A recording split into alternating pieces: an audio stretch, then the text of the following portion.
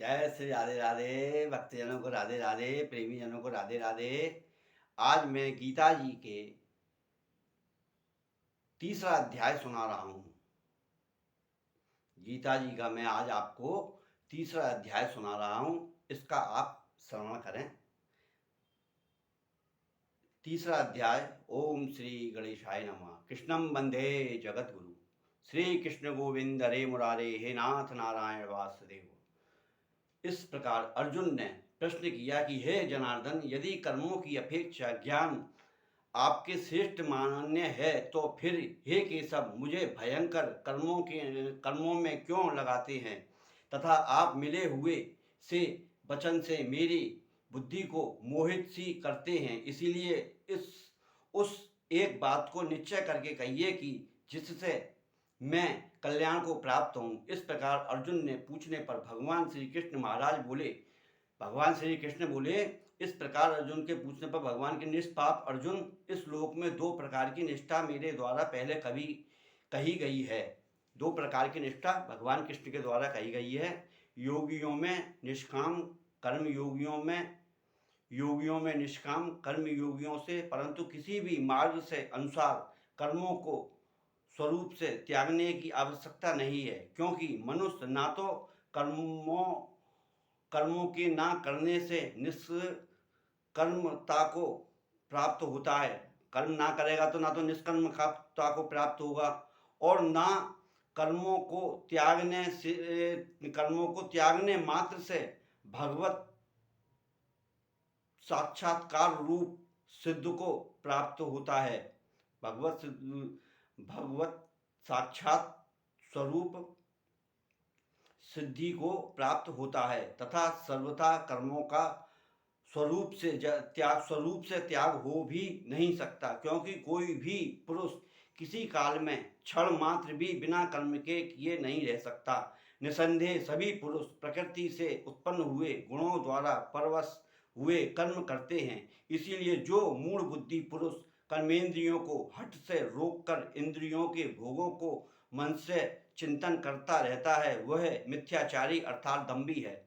वैसे तो आदमी को दिखा रहा है साहब मैं सन्यासी हूँ, वो सोते सोते वो है ना बड़े बड़े ख्वाब, गंदे गंदे ख्वाब देख रहा है, वो केवल मिथ्याचारी है। क्यों? कलयुग के अंदर सोचने से गंदी चीज को सोचोगे उसका दोष लगेगा, अच्छी चीज को सोचोगे उसका पुण्य मिलेगा, कहा जाता है। और हे अर्जुन, जो पुरुष मन से इंद्रियों को वश में करके अनासक्त हुए कर्मेंद्रियों से कर्म योग का आचरण करता है वो श्रेष्ठ है। इसीलिए तू शास्त्र विधि से नियत किए हुए धर्म युद्ध शास्त्र विधि से नित्य किए हुए स्वधर्म रूप कर्म को कर, क्योंकि कर्म ना करने की अपेक्षा कर्म करना श्रेष्ठ है तथा कर्म ना करने से तेरा शरीर निर्वाह भी नहीं हो सकता। हे अर्जुन, बंधन के भय से भी कर्मों का त्याग करना योग नहीं है, क्योंकि यज्ञ अर्थात गुणों के निर्मित किए हुए कर्म के सिवा अन्य कर्म, क्योंकि यज्ञ अर्थात विष्णु के निमित्त किए हुए कर्मों से सिवा अन्य कर्म लगा हुआ भी मनुष्य कर्मों द्वारा बंधता है। इसलिए हे अर्जुन, आसक्ति से रहित हुआ परमेश्वर के निमित्त कर्म का भली प्रकार आचरण कर। कर्म ना करने से तू पाप को भी प्राप्त होगा, क्योंकि प्रजापति ब्रह्मा ने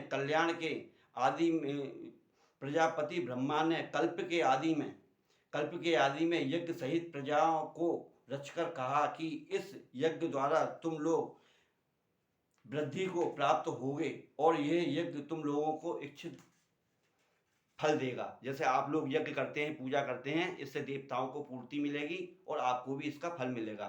कामनाओं को देने वाले होते हैं तथा तुम लोग इस यज्ञ द्वारा देवताओं की उन्नति करो और देवता लोग तुम लोगों को उन्नति करें। इस प्रकार आप में कर्तव्य समझकर उन्नति करते हुए परम कल्याण को प्राप्त होगे तथा यज्ञ द्वारा बढ़ाए हुए देव लोग तुम्हारे लिए बिना मांगे ही प्राप्त भोगों को देंगे। उसके द्वारा दिए हुए भोगों को जो पुरुष इनके लिए बिना दिए ही भोगता है वह निश्चित चोर है। कारण कि यज्ञ में शेष बचे हुए अन्न को खाने वाले श्रेष्ठ पुरुष सब पापों से छूट जाते हैं। जो पापी लोग अपने शरीर पोषण के लिए ही अन्न पकाते हैं, वो पाप को ही खाते हैं, क्योंकि प्राणी अन्न के उत्पन्न होता है और अन्न की उत्पत्ति वृष्टि से होती है, वर्षा से, वृष्टि से होती है, यज्ञ से होती है, और यज्ञ कर्मों से उत्पन्न होने वाला है, तथा उस कर्म को तू वेद से उत्पन्न हुआ जान, और वेद अविनाशी परमात्मा से उत्पन्न हुआ है। इसीलिए सर्वव्यापी परम अक्षर परमात्मा सदा ही यज्ञ में प्रतिव्रत हैं। इसलिए जब आप भोजन बनाओ, भोजन बना के, क्यों यज्ञ तो तुम कर नहीं सकते, क्यों पहली जैसी पद्धति आप कर नहीं सकते, आप भोजन बनाइए। भोजन बनाने के बाद भगवान को प्रसाद लगा दीजिए। ये भगवान के कृष्ण जमाने की बात है, भगवान को प्रसाद लगा दीजिए, यो समझ लो आपके सारे दोष मिट गए। क्योंकि जब आप इस अन्न को बिना प्रसाद लगाए खाएंगे तो समझ लो आप पाप कर रहे हैं उस भोजन को खा के। क्यों? उसमें आप देखिए, किसान ने हल से खेत को जोता, कितने कीटाणु मरे, फिर पेड़ उगा, फिर उस पेड़ में से बालियां काटी, बालियां काटने के बाद फिर उसमें उसका भूसा उड़ाया, इसके अंदर कितनी हत्याएं हुई, फिर ये गेहूं पिसने के बाद इसको मारा गया, फिर अग्नि पे जलाया, अग्नि चिता के इसको अग्नि जला के रोटी सेकी। जब वो अग्नि चेती तो उससे सूक्ष्म कीटाणु कितने मरे। तो ये सब भोजन आपका पाप का बन गया। ये भोजन ये पाप का बन गया। जब भी गीता जी में कहा है यज्ञ आदि करने के बाद जब आप भोजन प्राप्त करेंगे वो पुण्य का भोजन है। क्यों? आप यज्ञ तो कर नहीं पाओगे, ना हवन कर पाओगे। इसलिए दीपक भगवान का जोड़ के, दीपक जो है वो एक हवन रूप में छोटे से में दीपक जोड़ के आप भगवान का प्रसाद लगाइए, तो आपको वो यज्ञ वाला ही फल मिलेगा। और आप बिना प्रसाद लगाए आप भोजन करेंगे तो वो पापमय भोजन होगा, दिमाग में कुबुद्धि लाएगा, गंदे विचार लाएगा, कभी तुम्हें चैन से सुख से नहीं रहने देगा। इसीलिए आप भगवान का प्रसाद लगाएं, और जब आप भोजन करें, बाजार से कोई भी चीज़ लेके आएं, कोई भी आइटम शुद्धताई से लेके आएं, पहले भगवान को अर्पण करें, फिर उसके बाद खुद अर्पण करें। तो इसीलिए सबरे जो दोष होते हैं मिठाई बनाने में, भोजन बनाने में, वो आपके सबरे दोष नष्ट हो जाएंगे, और आप राधे राधे बंसी वाले का प्रसाद ले आके आप भोजन पाओ। बाकी का शेष भाग मैं आपको कल सुनाऊंगा। जय जय श्री राधे राधे, जय श्री कृष्णा, जय राधे श्याम सीताराम।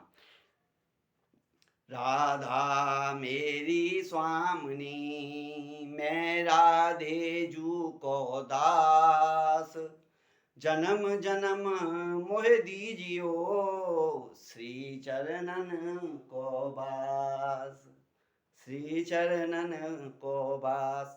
इसके अलावा कुछ नहीं है इस संसार के अंदर। ये मेरी बात को याद रख लेना। जय सत्य सनातन धर्म की जय।